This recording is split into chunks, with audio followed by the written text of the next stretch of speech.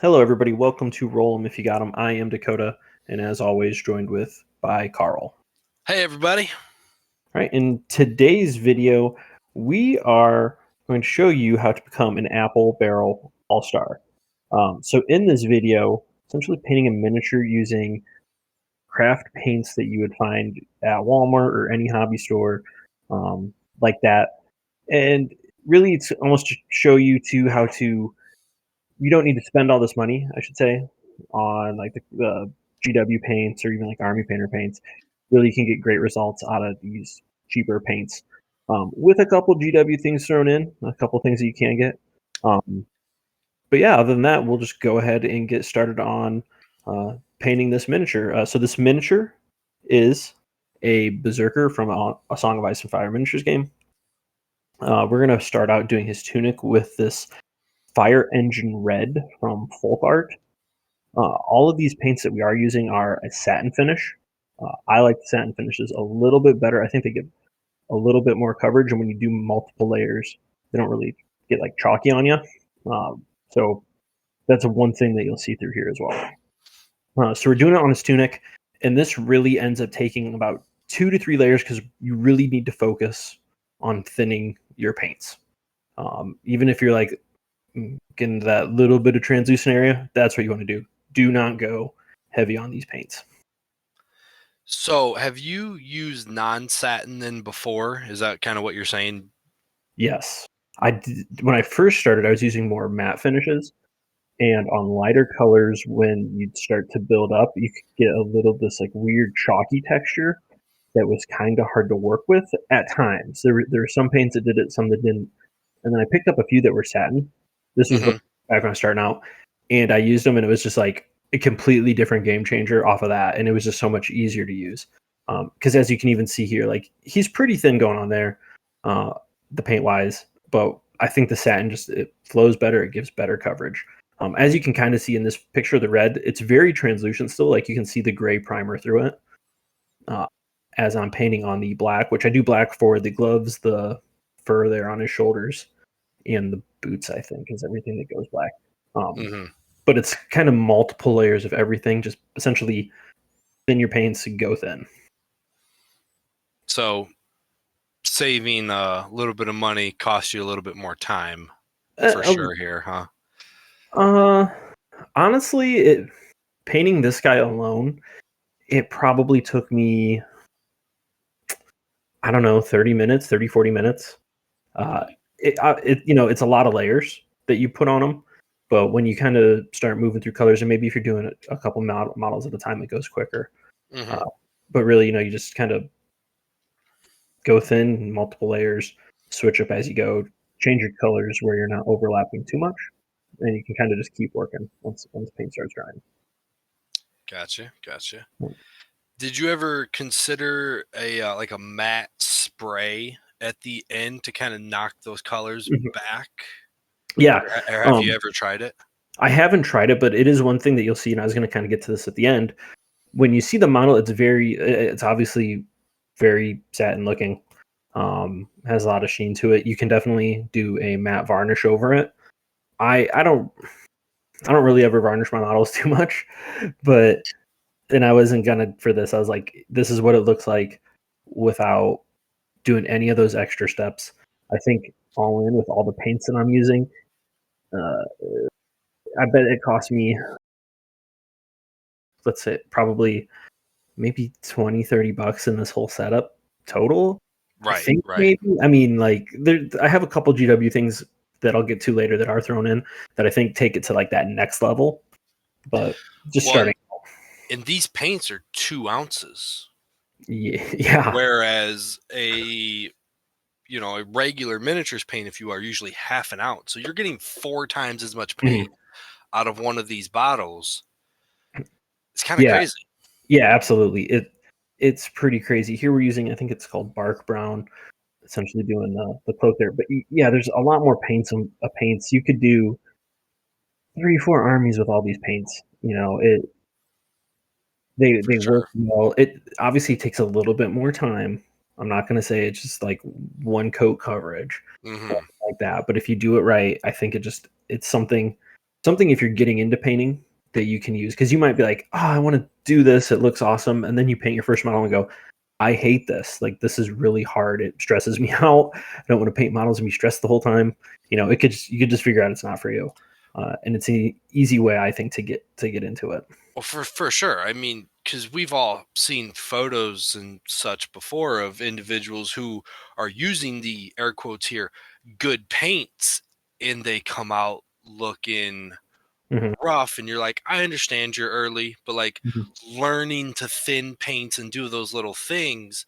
Whereas if you start with using these apple barrels and these folk arts, it really forces your hand into learning how to thin a paint, how to get the proper texture and consistency out of that paint. Mm-hmm. Yeah, a lot of the basic techniques. I know I wouldn't say I'm an amazing painter at this point. I do a lot of kind of the basics well, but one thing that I learned really was thinning the paints, even on these good paints, and it goes better.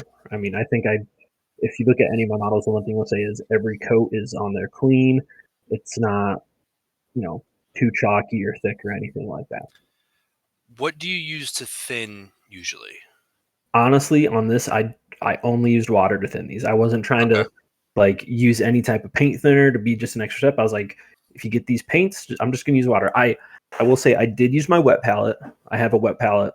Um, but when I even first started painting, you don't need the wet palette. You can just mix in a little plastic cup if that's what you want to use. for sure. I use this because I knew I was thinning anyways, um, and how I was going to do it, and that's what I had in front of me. I wasn't gonna try to take a few steps back on myself even more. So I'll use a lot of apple barrel paints when I'm doing terrain and things like Mhm. that. Yeah, same. And another thinner that is obviously you're not paying for legitimate paint thinners here, but it's a little bit better than water is using Windex Hmm. or even using just like the knockoff brand of Windex. Yeah. Just whatever the blue glass cleaner is that you can find at the dollar store or whatever.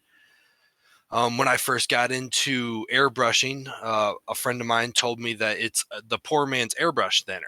And then I've Okay. come to find out that you can use it for acrylic paints, and it's a happy medium between water and an expensive thinner.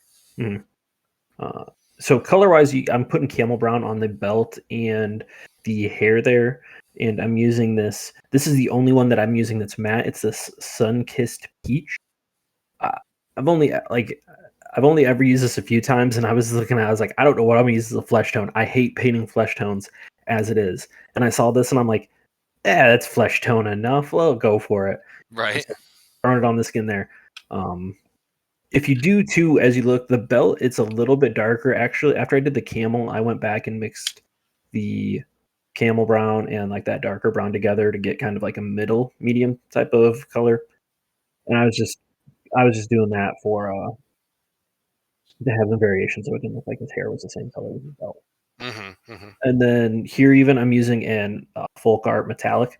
I strangely really love these metallics. Sometimes these ones I think can even compete with like the high end ones. Obviously, you got to thin them, but if you get a couple layers on them, they usually turn out pretty well. I have for a very long time used, and I don't have it at my desk right now, but whatever the I don't know if it's Apple Barrel or Folk Art, Hmm. they're gold. I Hmm. have used on actual miniatures all the time because sometimes if you're just trying to do a little gold highlight or Hmm. just a little detail, you don't want it thin. You actually want it kind of crazy thick. Hmm. And these that is something that I have used before Yep. is these metallics. Yep.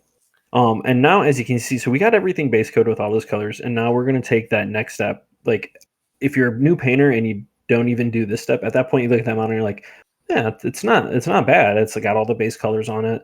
You're good to go. You could play with that if you use these for D&D. Taking it to that next level is kind of the holy trinity here that I'm throwing on this model. And I just wanted to show all three of these colors. That's why I'm using them. But I'm starting out with Null Oil, just straight up one of the best washes there is. Throw it on. You can put this on any color you want, and it'll completely change it for the better.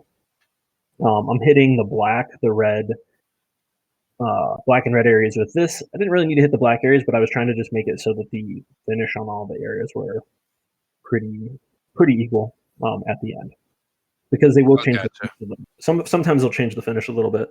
So that's why I did that. Next here for the brown areas, I'm throwing Agrax Earthshade on it. This is a brown wash. It gets really grimy. Carl, I know you've used this one quite a bit Yes. as well. So I'm throwing this onto kind of all those brown areas.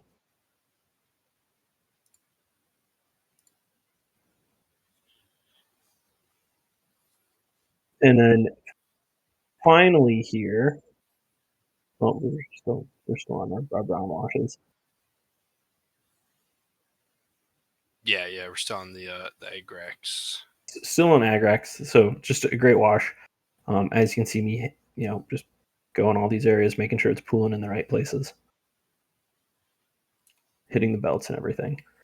The last wash that we get to that you'll see, and I only use this one on the hair and the face, and I've slowly this has probably become one of my favorite washes, is Seraphim Sepia. And it's kind of like a lighter brown. I hit both of them with it. And honestly, after I did this is one of my favorite like blonde hairs, flesh tones that I've ever done on a freaking model using craft paints. And again, Mm-hmm. it's hard to see in the pictures, but I think the end result is phenomenal. So you see me hitting the hair, and then I'm gonna chunk it onto the beard and the face as well. Yeah, I know. Dakota was working on this video, and he texted me. He's like, "I think I literally just did the best flesh tone I've ever done on a model with these craft paints." Yeah, yeah. It looked real, and it was like awesome. And I was like, all right, I found a formula. Yeah, Formula for the future.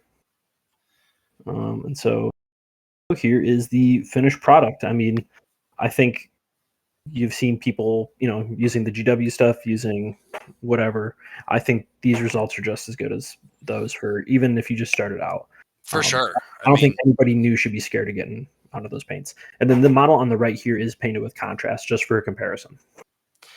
yeah, the area that sticks out the most obviously is the fur.